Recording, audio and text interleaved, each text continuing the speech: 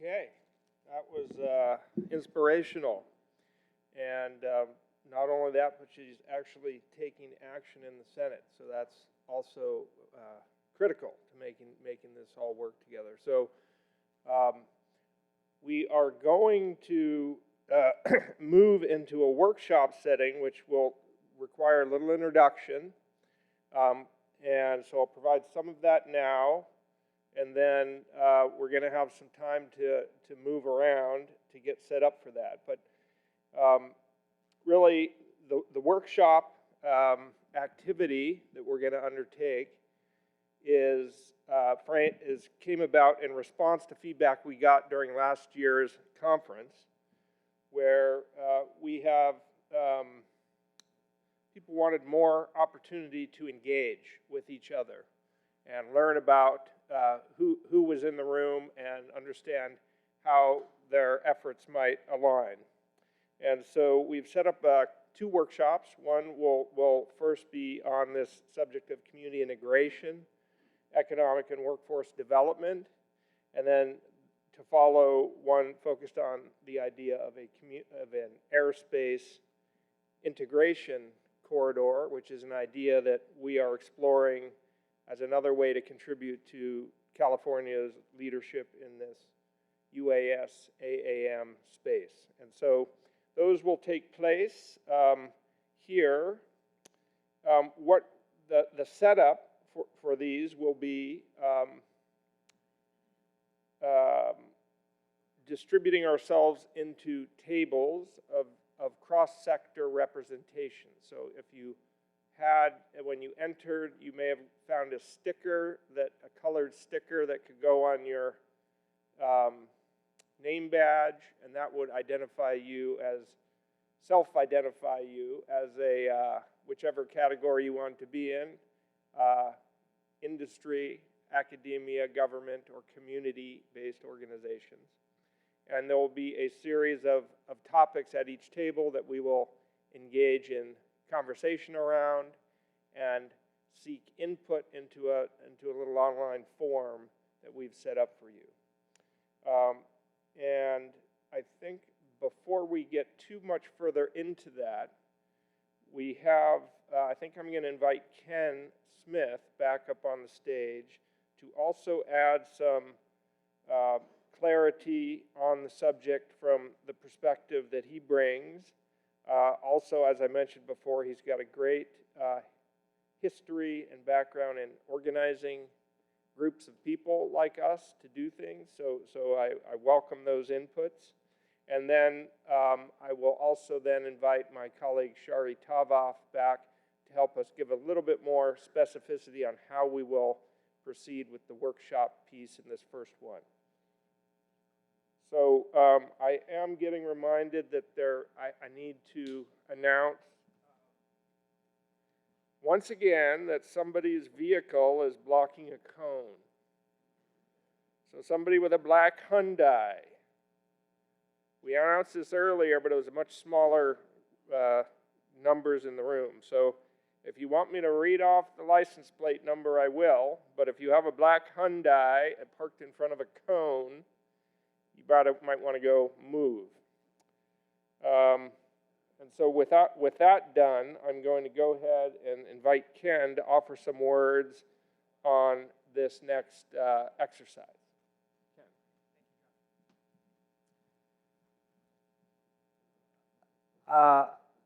I'd like to ask for another round of applause for Senator Caballero's remarks. Yeah.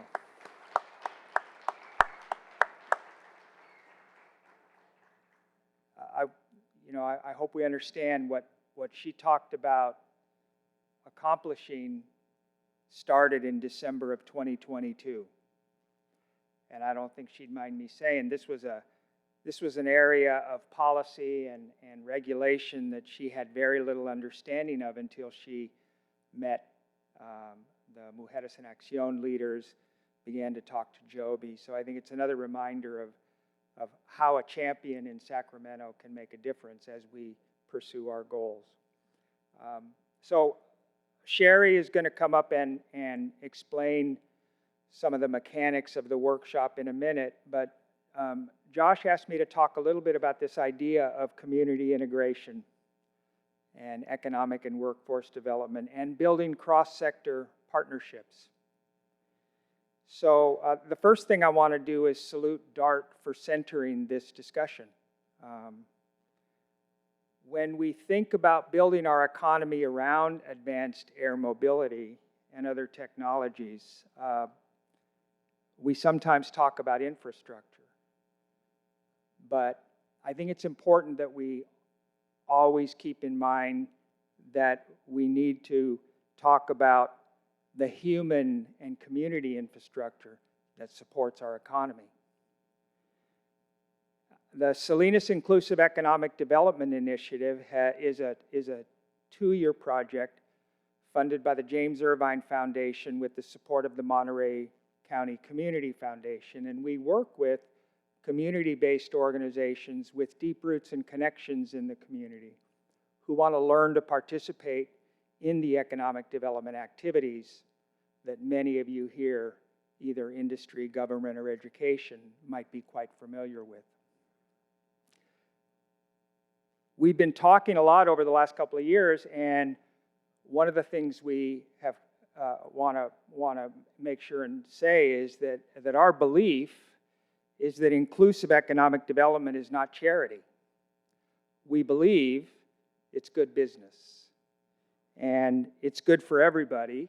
Our mutual interest is in a Salinas Valley and Monterey County labor force that is well-housed, well-compensated, living in safe and secure communities, and ready to do the work that we'll be hearing about in the next few days as these industries emerge.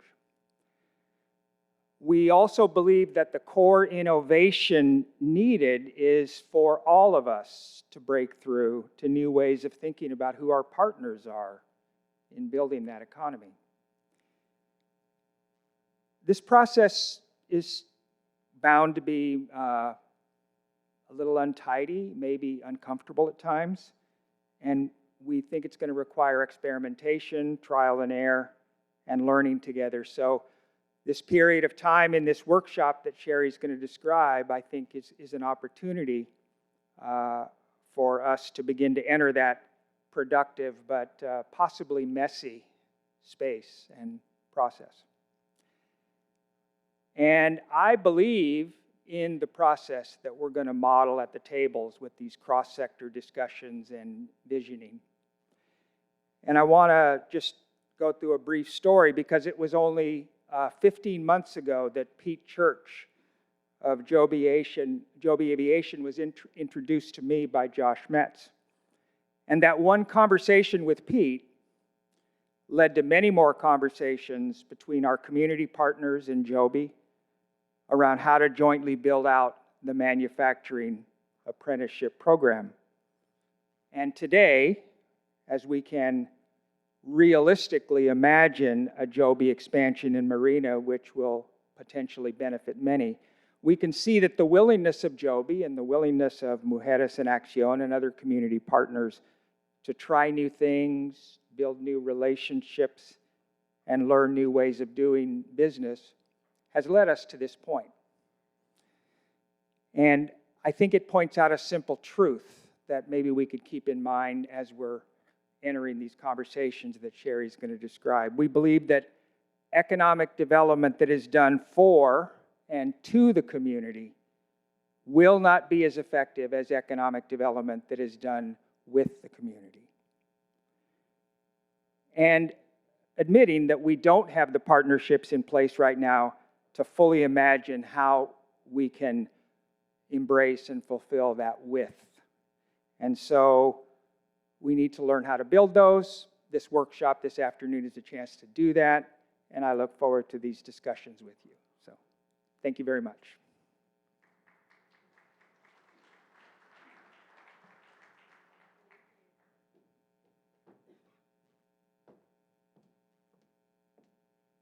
Good afternoon, everyone. Awesome. We're awake. I'm going to give you a moment to think about coffee and dessert before I launch into my long-winded 5-second instructions. All right, everybody set? Good. On each table, you should have an instruction, says workshop instruction. Make sure you have a copy of that on your table. If you don't have a copy of that, that means that somebody stole it. Maybe somebody grabbed it and left. But if you want more copies, I have some. So please tell me if you have copies or not. Anybody? Need copies? All right. I got you to Sarah.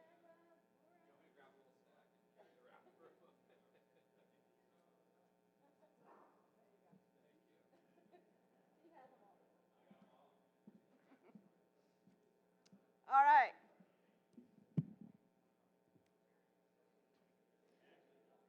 Good. Now, as you're walking around, I want to make sure you know that you guys all tagged in.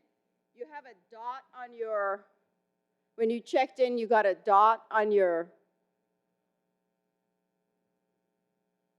you have a dot? What color is it? Yes. So there's a meaning, and the reason for that is that we want to have a distribution of the right combination of people at each table. So look around you. Do you have every color represented at your table? If you don't, you need to get up and move.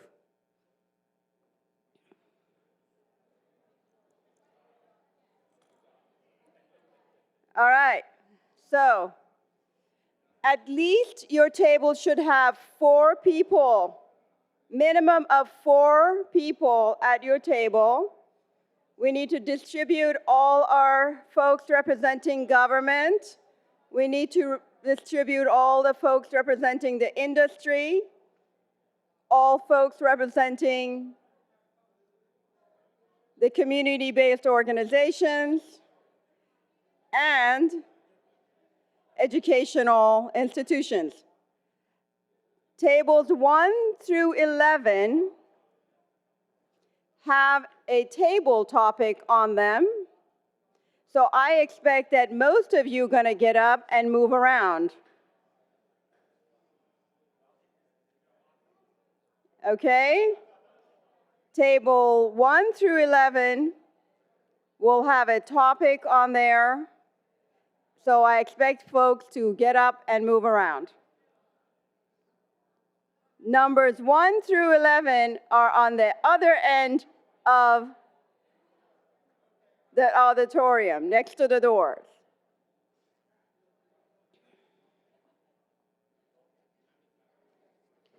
I'm going to repeat myself. Look at your table number.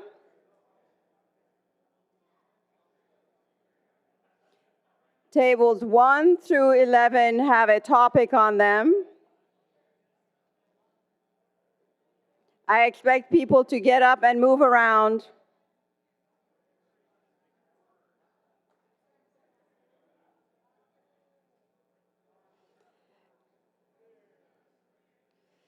Ladies and gentlemen, please look at your table number, and if it's not between 1 and 11, and you have less than 3 people at your table, you need to move to a table between 1 and 11.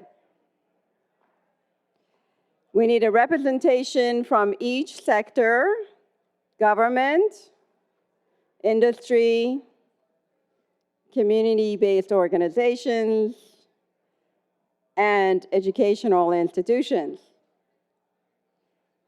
All right. Excellent.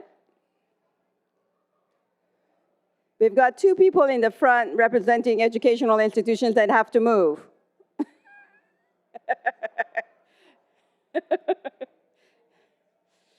All right, they're not participating. All right. So next, I want to go over the instructions. I want to make sure everyone understands what the purpose of our workshop is.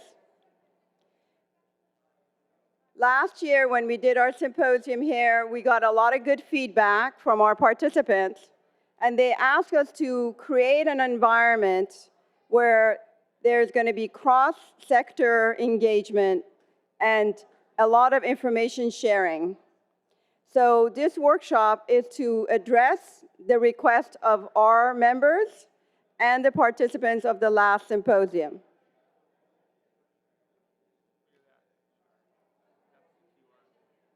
Yes, thank you.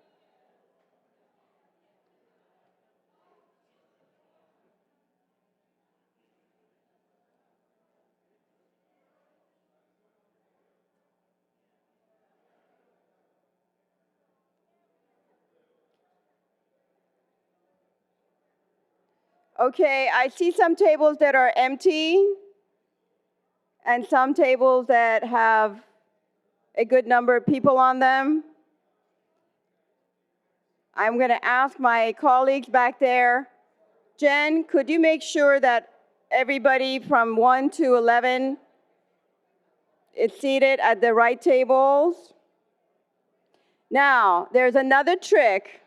If you look at the back of your name tag, there might be a star, which is a red star, and a table number associated with it. I'm trying to get your steps in.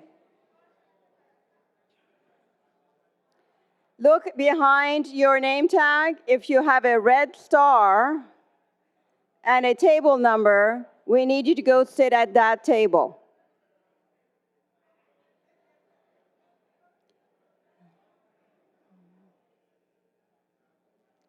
All right? Okay, so we have 2 tables that have been designated for people who need translation, and they are already identified. Ken, would you make sure that that is taken care of? All right? So, table number 1, please ensure that you have all your participants in 4 sectors. Table number 1, going once, going twice. We're auctioneering here. Nobody at table number 1?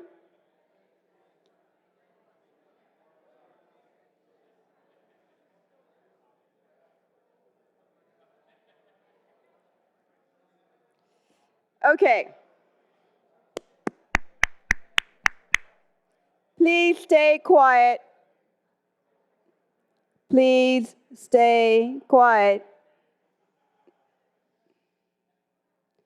Please stay quiet. Thank you. I'm not sure if everybody's following instructions, so I want to repeat those instructions one more time. Tables 1 through 11 have a topic, and they need participants. If you're sitting at a table other than those, you don't have a topic, so you're not going to be able to participate. So please make sure you have a representation from all 4 sectors at each table. Tables 1 through 11.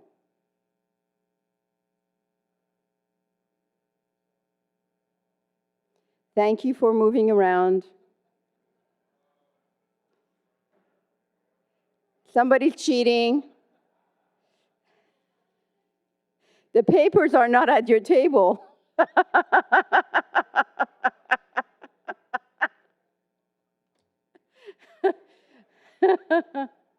Okay. All right.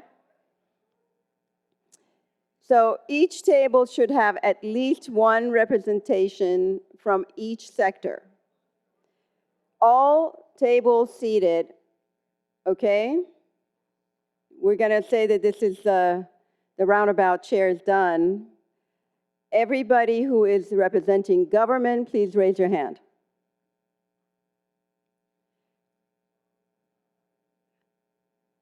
All right, so I think we need a table for government. Table number 1, Christina, could you join the table number 1? Because I think they don't have a government person. I'm sorry? You have one? Okay, you have one. Okay.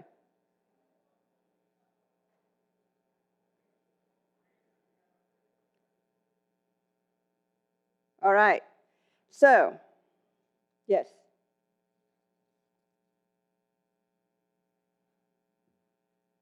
Josh has new instructions. Hold on a second.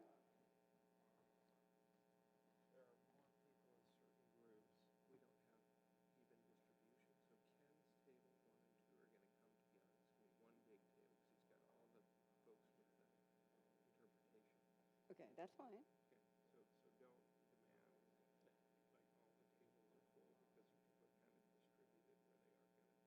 That's fine. Yeah, yeah.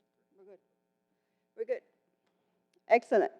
All right. So I want to make sure everybody has a copy of the instructions, and everybody has a copy no matter where you ended up. Make sure you have one at your table. Excellent. All right. So one of the key factors here is as you introduce yourself to one another, you select a facilitator, a timekeeper, and a note taker. At the end of the workshop, we ask that each table sends a representative as a presenter to the podium and share their findings. So those are the things that are important for us to know what's going to happen. The QR code that's on the screen is the Google form where you would finalize your notes. Now, before we get there, I want to make sure you know your table topics. So each table has a primary table topic. And I would like table 1 through 11 to verify you have your topic at your table. Question? Comments? Everybody good? Excellent. Thank you so much. Next, on your table, you'll see an example of a fishbone diagram. This explains the topic of how do we find contributors to either success or failure. So when we're looking at a question and how we're going to accomplish X, Y, Z, it can help you identify how to achieve it.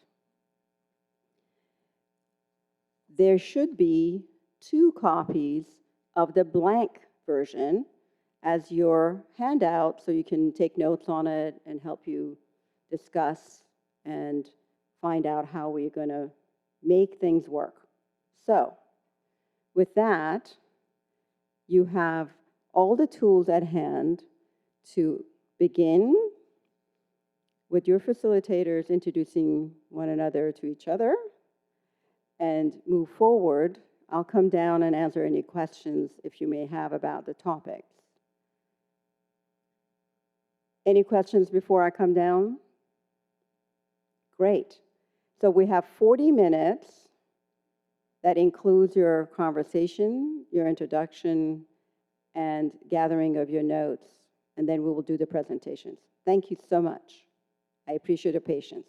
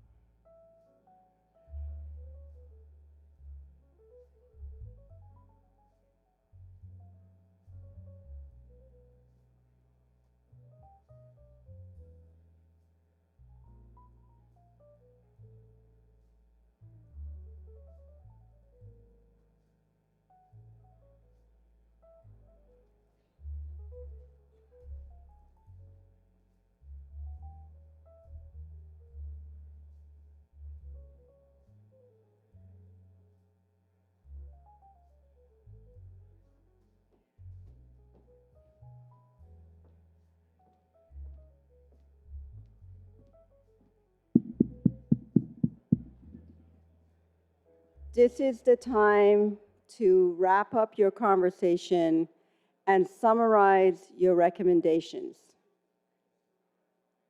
So please make sure you scan the QR code and input your summary and findings and recommendations in the Google form.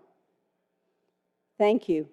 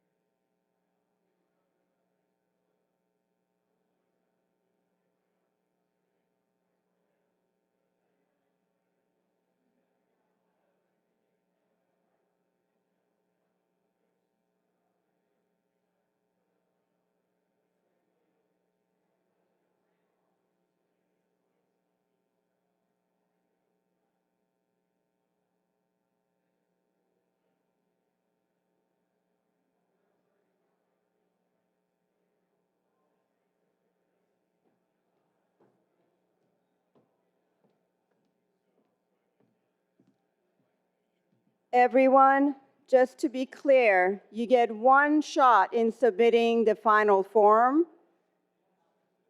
So please save it as your PDF on your computer or something before you submit, so you have your copy when you come up to present.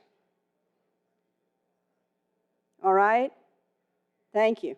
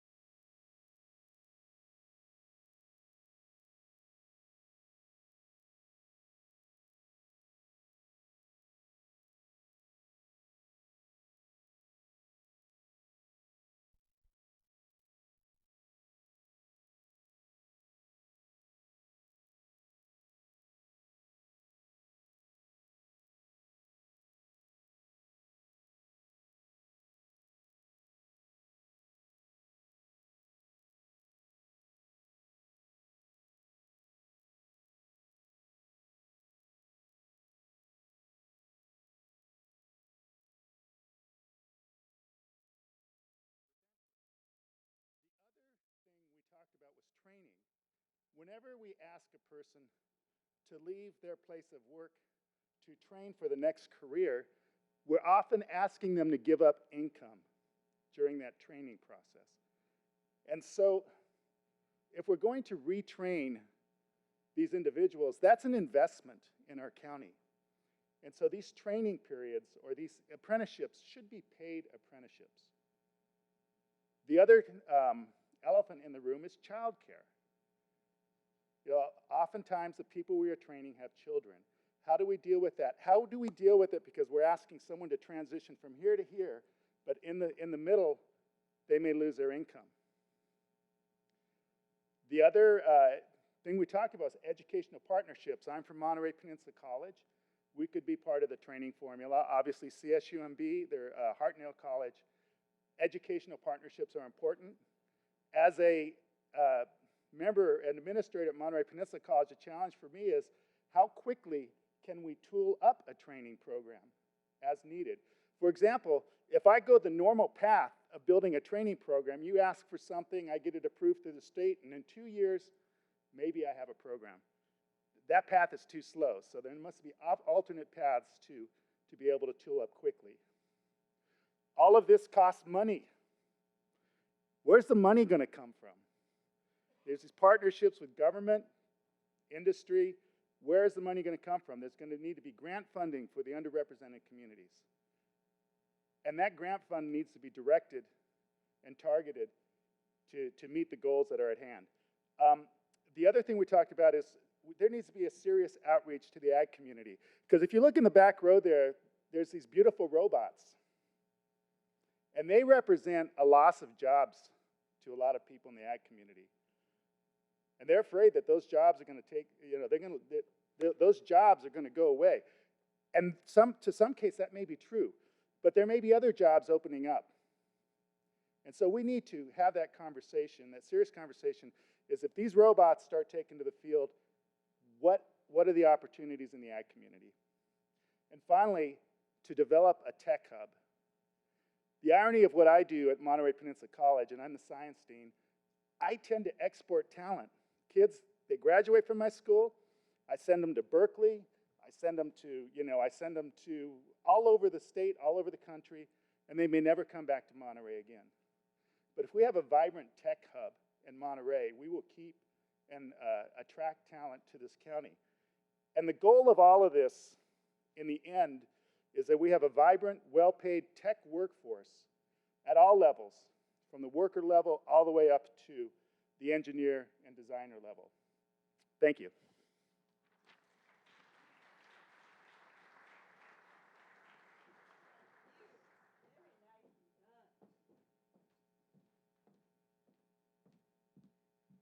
Excellent. Thank you so much. All right, we're going to go to table number 3.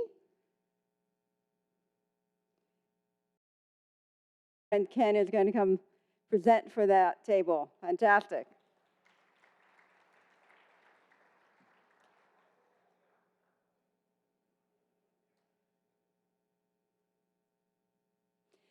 I really appreciate you guys summarizing it so succinctly. I want to make sure everybody has about 3 minutes. And we're learning so much about what we can do going forward. Thank you.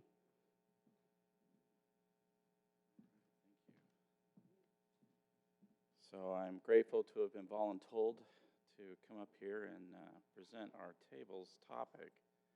Kind of feel like our table was, so the mic's not working too well. So I feel like our table was given a very challenging topic. So this is address increased need for housing and services with new jobs in the region. So there's a lot of things that we discussed since we had a group of people of quite diverse experience. And when you talk about housing, I think that's something that we all, conjure something in our mind. What is a home? What does that mean to us on a personal level? But what does it mean to a community? What does it mean to all kinds of individuals? And we see experiences in California where this is a particularly difficult challenge, and in this region in particular, as we talked about this, we kind of coalesced around a certain point, And that basically was, we felt that, we talked about the politics. We talked about not in my backyard. You're not going to build that here. I don't want multi-family housing or whatever. But then there's that opportunity where we need to serve. We need people to be able to have that place where they live, and to be able to have families, to be able to have their homes. And so what we coalesced around was the idea, and it kind of came out of the same group 1 table here. I saw that same theme about workforce training. And if we can take individuals and increase their skill level, then that will make a huge difference. I saw this morning. I had the opportunity to go to the Joby tour, and they're taking people in a 6-week program, essentially, and taking them right with no experience and putting them onto a very technical scenario where they're being trained, they're being shepherded. They've got the apprentice program that's going on, and it's very successful. One of the things that I wish I'd been told along before my experience, my background, I did many years of schooling, way too many. And I came to learn later how that there are things that can be done where you can get trained in a matter of weeks or months and have a very sustainable career and make good money and be very successful. So as we think about that, not everyone has the opportunity to go to school for years and years and years. It's just not reality, right? But everyone has the ability at some level to be trained and to function and to be productive for themselves and for their family and for their particular needs. And so when it comes to housing, I think we really kind of see that as a basis, right? Homes are critical for us. So workforce training, being able to take people, there's 144,000 underemployed individuals in this region. And that's a group that's just ready to be trained right now. Think about it in the Joby scenario. If you had something equivalent to that in 6 weeks, you could take somebody who's essentially maybe not able to work right now, and they can start making $18 to $22 an hour. That's kind of the rate going on at Joby that they informed us today. That's not a lot of time to make yourself into something where you can then launch. And so this is kind of where we coalesced. We don't have a solution to this problem, right? It's more of, we're talking about world peace almost in a sense when you're talking about housing. It's not equated there, but it's a difficult challenge because there's a lot of dynamics that play into that. And we did discuss that. But it is important for us to think about that. My own experiences, some of my best friends when I grew up in Southern California, generations living in the same home. Not just my family, but my best friend and their family and his other sister and their family, and they were all in the same home that was at least the same size, if not slightly smaller than ours. So that's reality in California. How do we make a place for everyone to live and to have a place to call home? I mean, what a beautiful place this is, right? What a privilege it is to live here. But yet, there's a lot of people who are suffering and who have different challenges and aren't able to meet their needs. And so with this workforce training idea, we really feel that that's critical and that we can take people very quickly from perhaps a situation where they're barely able to meet their needs, to be able to start building a foundation. And we did discuss, and when people are able to improve themselves and have a financial ability to do things, there might become more will and more capabilities to solve some of these problems because we have more, it grows a tax base, it grows all kinds of things. So this is just some of the things that we talked about. There's a whole lot of things. I mean, we could probably spend a whole 3 or 4 days just trying to talk about that with everyone here, right? But that's kind of where we came to. We really kind of came around to this idea that we need to train people. And I can see Shari coming up, so I think my time's up. But anyway, that's where we're at with this. Thank you.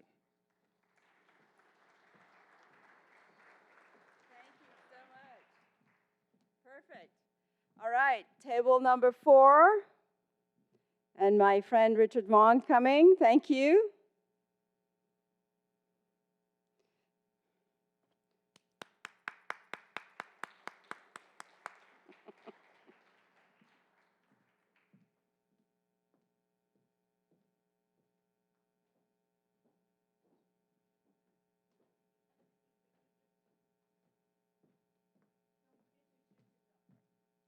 Hello, everyone. My name is Richard Vaughn. I'm the Economic Development Manager for Monterey County. And at Table 4 with great discussion that was happening for our specific question. And so our question was, how might we promote the creation of new businesses and expand economic development beyond the new tech jobs? So ancillary types of jobs, ancillary types of businesses centered around advanced air mobility. And so one thing that we came together on is that all of those that are partners in this region will all need to agree upon one end goal that everyone will strive for. That was kind of the consensus across our table, and that includes education, business, government, community, our CBOs, utilities. They all need to have the same end goal for this industry sector if we're to grow it and ensure that we have the ancillary types of jobs and ancillary types of businesses to support it. We also talked about PR and communication, ensure that we get this into the community, work with our CBOs, work with our various partners to ensure that it's communicated to everyone that this is the direction that we are going, that everybody is heading in. Also be able to provide incentives, funding, capital, and from various partners, whether it's venture capital or specialized types of grants or loans that are available to these businesses. Ensuring that we have a business-friendly environment here for those that are interested in locating or starting a new business in this region. Making sure that regulation doesn't stomp out business from starting up here. And then, hopefully our table number 3 solve this for us, but housing and water issues. How do we increase housing here? How do we get access to additional available potable water for businesses and for the housing to support these types of new businesses that will be springing up if we have the larger industry in this county? And then lastly, continued collaboration and engagement across all industry sectors. So we have to continue to stay in collaboration and engagement and ensure that everyone is informed of what is happening. That's it for us.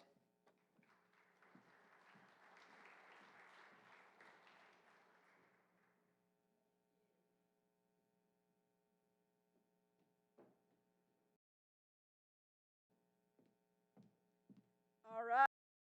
Coming up from table number 5. Do we have a table number? Was there anybody on table number 5? All right, then we go to table number 6. Peter. All right. Okay.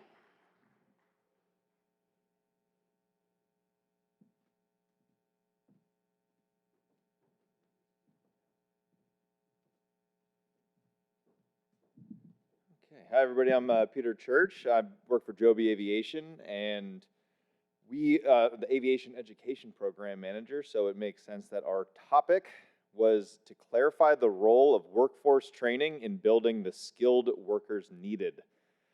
And the question we're trying to answer is, how might we engage educational institutions and community-based organizations to develop targeted curriculum? And so identifying the root causes for the problem at hand is that there's a lot of siloing between industry and educational institutions, and we all want to work towards the same goal of people training and educating the participants to then meet the needs of the people that are hiring them in the industry. So the root causes that we found were primarily a lack of interest in pursuing skilled technician jobs and vocational training in pursuit of either higher education or leaving the area because of lack of industry in something that a student would want to pursue. Also, a lot of the culture around the soft skills required to enter the workforce. And a lot of the solutions that we came up with were increased collaboration and communication between educational institutions, industry, and community-based organizations to establish what skills, aptitudes are desired, and not just for a single employer, but for an entire industry and an entire region. And one of those points of emphasis that we wanted to make for the soft skills were to develop the aptitudes and attitudes to enter the workforce well. So how to train somebody to not just lay down a piece of carbon fiber or wire a certain, or solder a board correctly, but how to show up to work on time, how to lead others, how to follow and take instruction well, and to learn very specific industry jobs. Because having the aptitude and attitude to learn that is valuable. And working with some of the educational institutions like we discussed in high school vocational training to address, somebody brought up the concept of the paid apprenticeships, because when you are out of high school and looking for a job, you can't necessarily take the time away from earning income to even earn free training or pay for training. So the ROC CTEC, having the concept of CTE and ROP instruction in the high schools so that students will get an understanding of what they might want to pursue, as well as introducing a lot of the soft skills and treating school as work, so students, when they graduate, are able to go directly into the workforce, and instead of having some of that initial friction if it's their first job after high school, are able to hit the ground running and learn. And then it will lead into the Earn While You Learn apprenticeship program, or other apprenticeship programs throughout the state that will then develop technical skills either in a more specific industry or with an employer that they expect to stay with and continue their upward mobility. One of the other root causes was the funding of a lot of these training programs that either industry won't pay for directly, and they expect an employee to show up with those skills, or the secondary and post-secondary or institutes of higher education might not have the funding to get the equipment or the staffing to train those skill sets.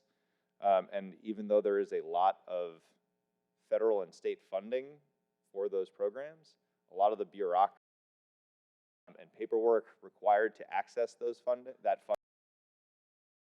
to the employer. So frequently people might not take advantage of it.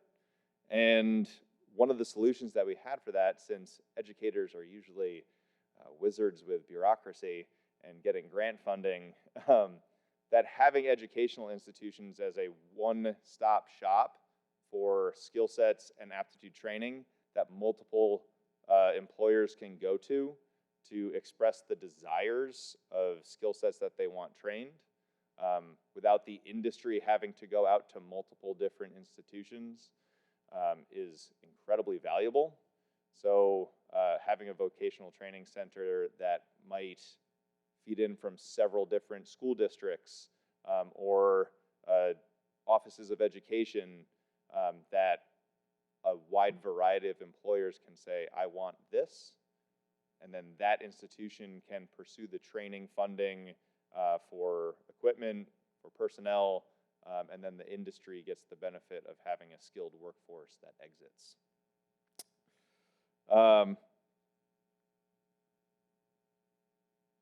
And the potential obstacles, I think I covered that. I believe that is it. And that's for table number 6.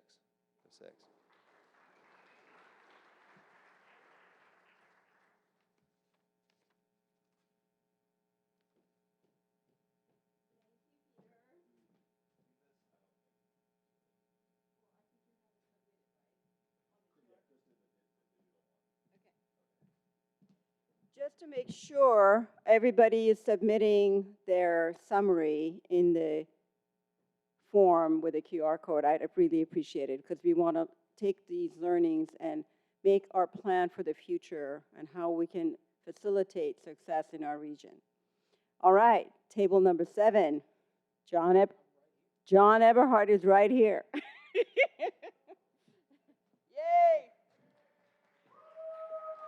Hello. Figured I'd save us 30 seconds. And I will spare you the Table 7 school song that we came up with. But this was fun for me because as an engineering nerd, I got to deal with things that didn't involve zeros and ones. So our primary topic was to develop a smooth transition from field labor to tech jobs in agriculture. So we started by talking about some of the challenges and the problems that give rise to this. So, for example, agriculture as an industry doesn't make a lot of money, so they really need to focus on productivity in order to be resilient and competitive. And so going to more technology jobs and more automation, we've got challenges of identifying the training needs to use these new technologies like the robots that were referenced earlier. We talked about with the field labor force challenges of literacy. So partly traditional literacy, but also technology literacy, because these are not, these are new technologies. We talked about documentation as a problem. Some of these technologies require certifications. Those certifications, right, require government documentation. If you're undocumented, you can't go get a Part 107 license. We talked about the need, money, funding. I think everybody's talked about that, right? And the ability to fund training and transition programs. The cost of outreach to the communities, because you have to reach the field workers and you have to educate them about what's out there and get them excited about learning new skills. And then also local government pushback, that you actually do get pushback at the local level because there are different politics about where they want to spend time and money. So the second piece was, okay, so what are some of the things that we could do to kind of remedy this and address it and facilitate transition? So we talked about apprenticeships, right, and creating apprenticeship programs. I think that's been brought up before. We talked about how to accelerate training and accelerated training. Using the example of small UAS or drones, use the stuff in the field.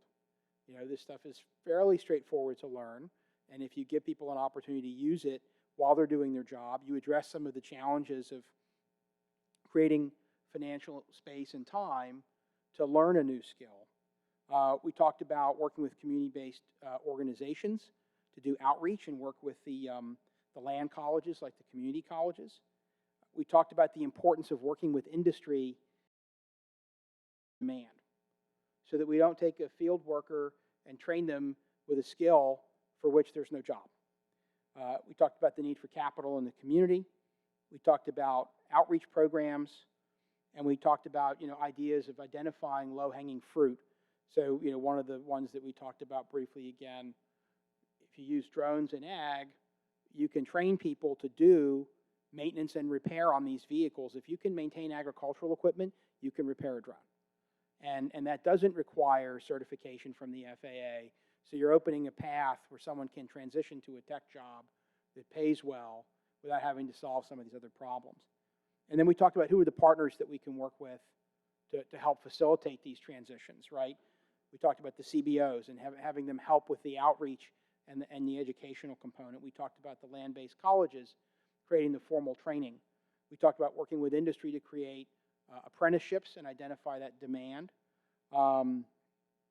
We talked about working with the high schools, and of course we referenced the James Irvine Foundation and their successful program funding workforce development right here.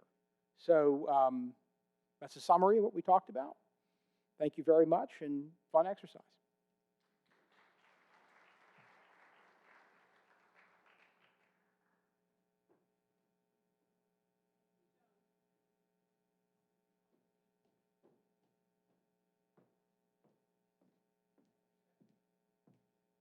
who's coming up from table 8? All right. Please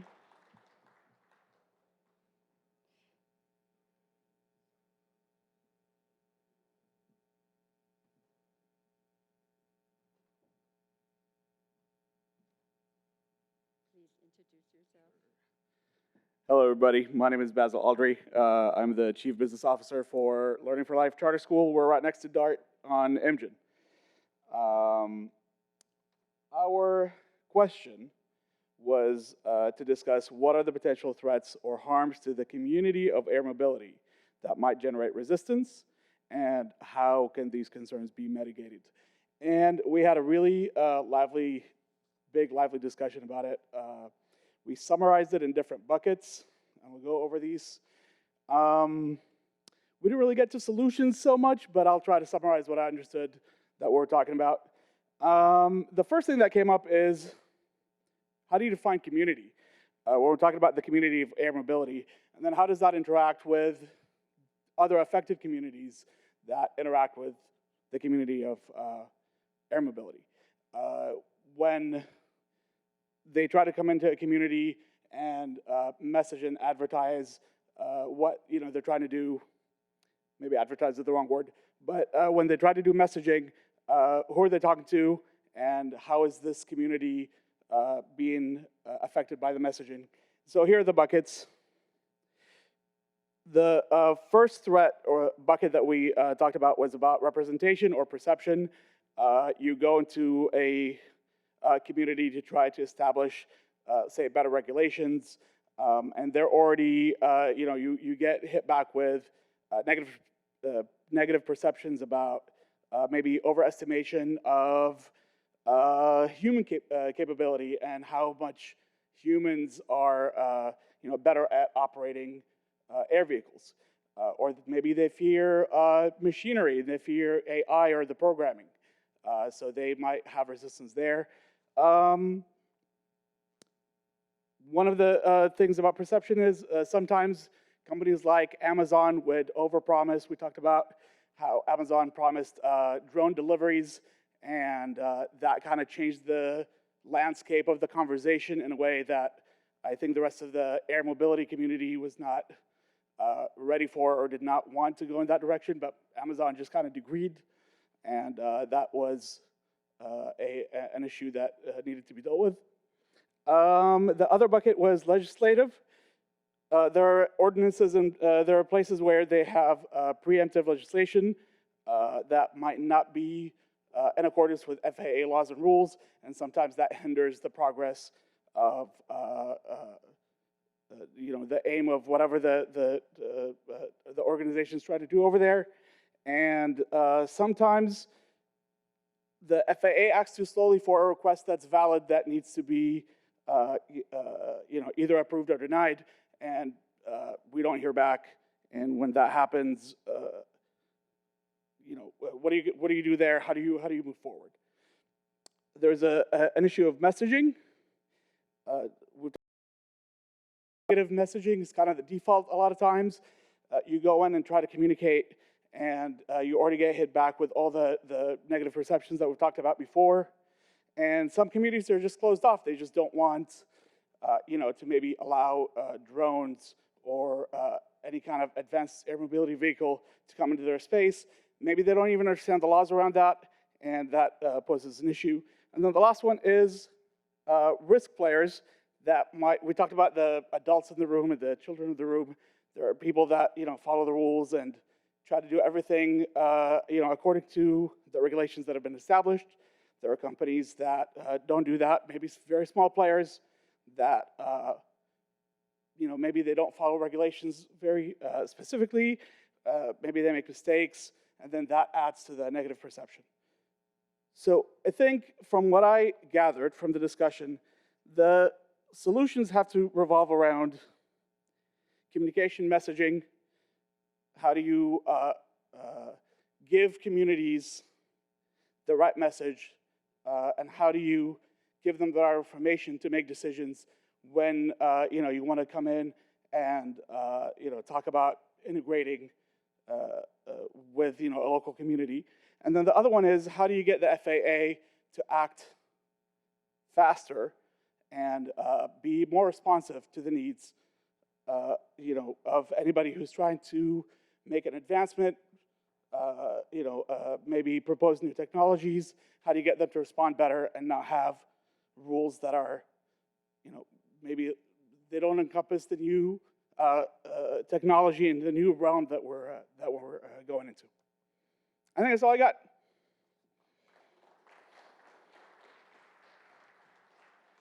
You guys can tell I was really nervous, right?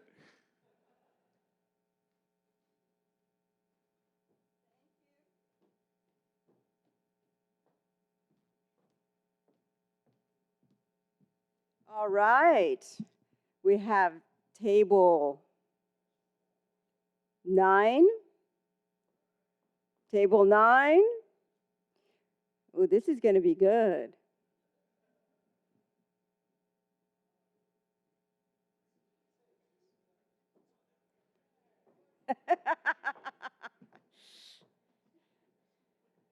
Welcome. Please introduce yourselves. Thank you. Mi nombre es Adriana Molina, líder de Copa en Castroville y en el área de Monterrey. Tenemos algunas. My name is Adriana Molina, and I'm the leader of COPA in the area of Castroville. Y en nuestro grupo hubo un poco de tensión, gobierno con comunidad.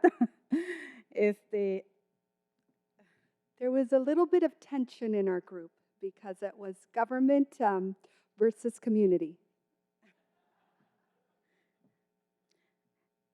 La participación de la comunidad en nuestra industria para nosotros es muy importante. Community engagement in our industry is very important. Creemos en que las comunidades debemos tomar la iniciativa de abordar las necesidades y deseos que tenemos. We believe that the community should have the initiative to address our wishes and also to address government, las figuras políticas y las industrias. De esa manera, el gobierno y las empresas pueden abordar los problemas.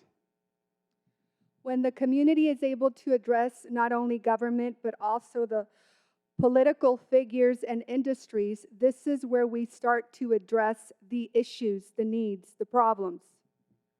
Los problemas que enfrenta la gente directamente en un lugar de estimo futuro.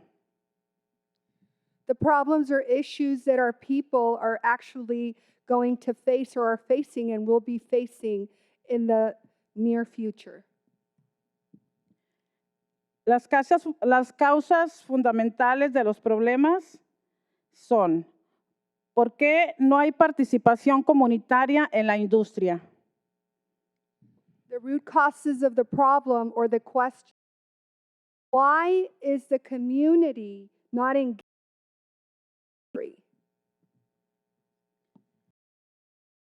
La comunicación entre las industrias y la comunidad es un problema. The lack of communication between communities and the industry is a problem. La simplificación también puede ser beneficiosa para comunicarse más eficazmente con la comunidad. Simplification can be beneficial and a way to communicate with the community. Las empresas de la industria se mueven a un ritmo rápido y esto puede ser el descuidar la participación de la comunidad.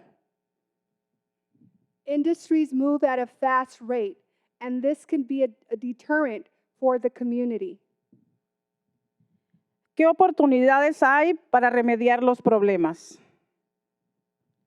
What opportunities do we have to remedy these issues? Reuniones comunitarias que permitan al público compartir y brindar sus opiniones. Community meetings that allow the public to give their feedback or input.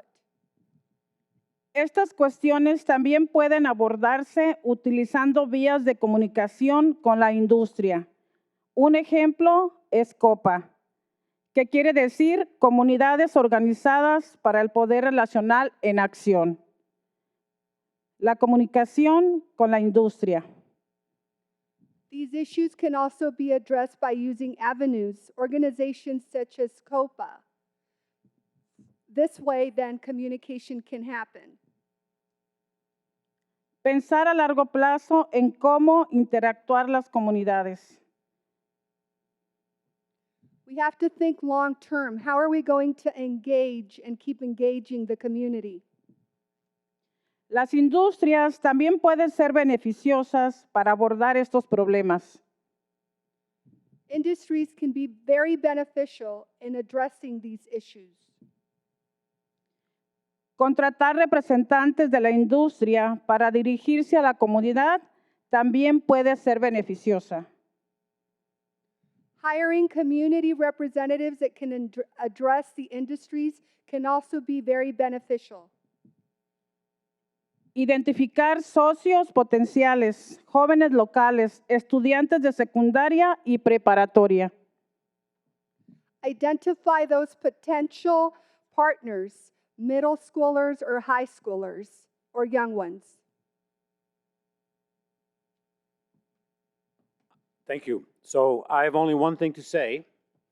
I would say, go Copa, and round of applause for Adriana Molina. Thank you. Solo tengo una cosa que decir. Adelante, Copa, y un aplauso para Adriana Molina. Gracias.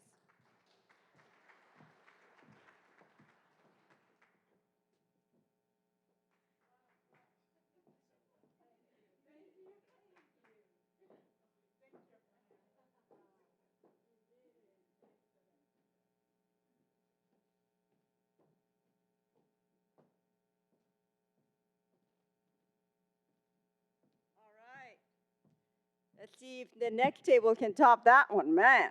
All right, table number 10. All righty.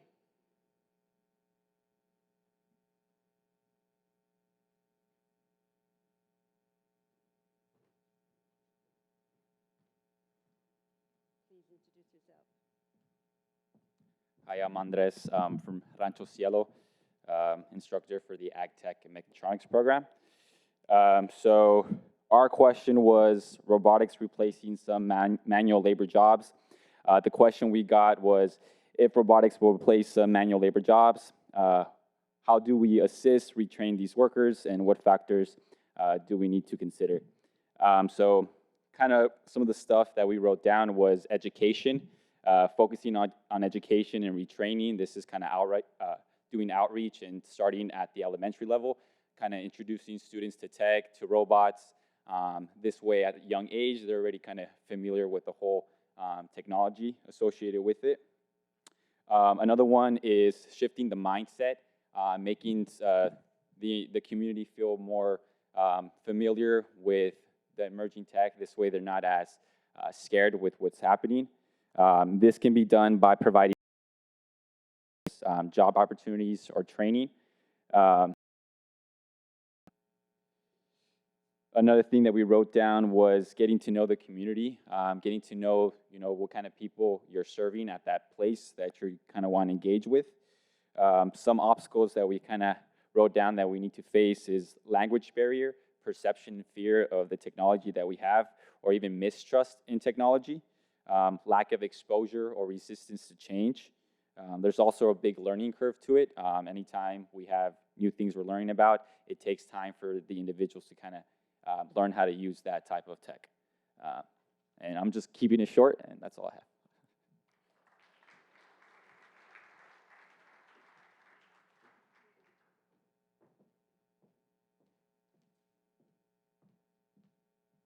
All right, last but not least, table 11.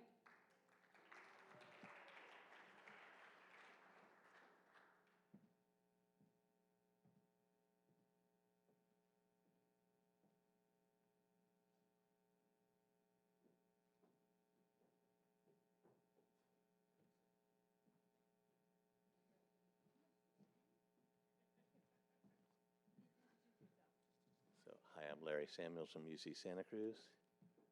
I'm Jackie Cruz with Hartnell Community College. And we had the exact same question, which is robotics replacing some manual labor jobs, and what do you do? Which is something that we face and we talk about as regional educators all the time. But it's a meta problem in many ways. It's clear that the inevitability of manual labor jobs in fields such as ag are going to be largely displaced within the next decade, perhaps two. It's already happened. If you look at the Midwest, there's no folks going out and hoeing in the fields. Everything is completely automated. So we focused on that particular sector of the workforce and what is likely to happen and what the challenge is for our region. The answer to us is inevitably at some level education, but it's also state policies regarding access to information, access to education, and an understanding of the fact that most jobs, or at least some large percentage of jobs that people are going to be performing in 30 years don't exist today.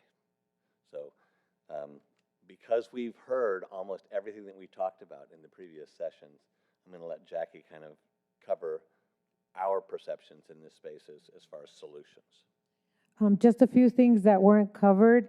We heard about a great model between COPA and industries and community that helped a community that had displaced 20,000 workers, Project Quest. We think that could be a possible model. We also talked about the lack of infrastructure for the trades, which is another opportunity for those displaced workers, that we need to build those infrastructures up. We also talked about the access to digital technology, especially for rural California and rural communities like the Salinas Valley. We talked about working with alternative education schools such as Rancho Cielo for those students that are not in the traditional school system and that have been left out. We talked about having the CBOs at the table as a principal strategy as well. We talked about some of the reasons why we would fail, such as the government, local, state, and federal not being flexible with funding and providing opportunities to communities like ours. We talked about education, academia, research, community colleges, research institutions like Larry's, the UCSC, community colleges, and other educational institutions not working together. We also talked about if we don't have the supportive policies at the government level, that could also represent a huge challenge for us. In addition, we talked about lack of data that is more forecasting and futurist rather than looking backwards, which is the axis that educational institutions like ours have. We have data that's old, and we need data that's new, so we need entrepreneurs and we need the private sector to come together with us and through data sharing agreements, be able to provide some of those critical information. In addition to that, Larry talked a lot about having a communication strategy. What is the hope? What is opportunity? What are those opportunities? And for us to be able to have those opportunities available for the people that we're trying to send this message to. Thank you. The other thing is we want to challenge our state officials. California is pretty lazy right now. We've got a great economy, but if you're looking at advanced air mobility, we just walked Archer and we just walked Joby. And yes, we're celebrating the expansion at Marina, but states like Ohio, who have been dealing with this exact problem, the creation of the Rust Belt, the loss of jobs through outsourcing, offshoring, and through robotics, have got their act together. New York State has got its act together. You talk to the folks from Joby about the opportunities that were extended to them when they were looking at their new manufacturing plant location, and you realize that other states have significant job loss due to robotics, due to automation, due to offshoring, and they've gotten very aggressive. We are not. And I think that we need to put pressure on our state officials to come up with programs that retain, excellent companies like Joby that are completely aligned with our environmental ethos and provide next generation jobs.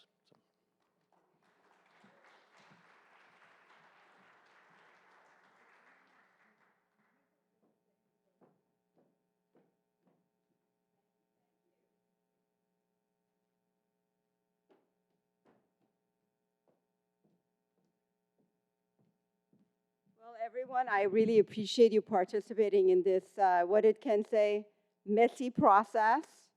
But now you're really ready for the next round, which is going to have about 14 tables.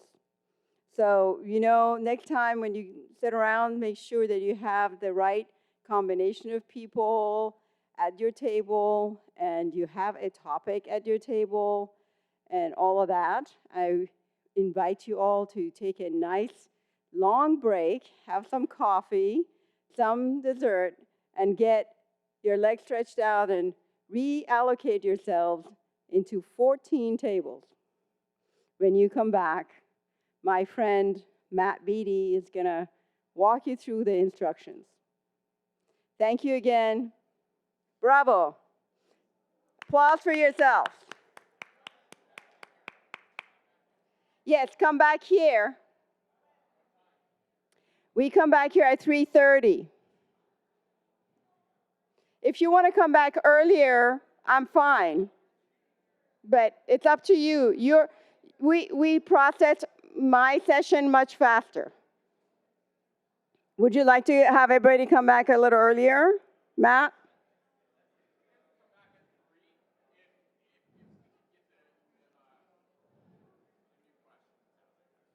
Okay. All right. Everybody, Matt would like to invite you to come back at 3 o'clock. 3 p.m. back in the room. Thank you.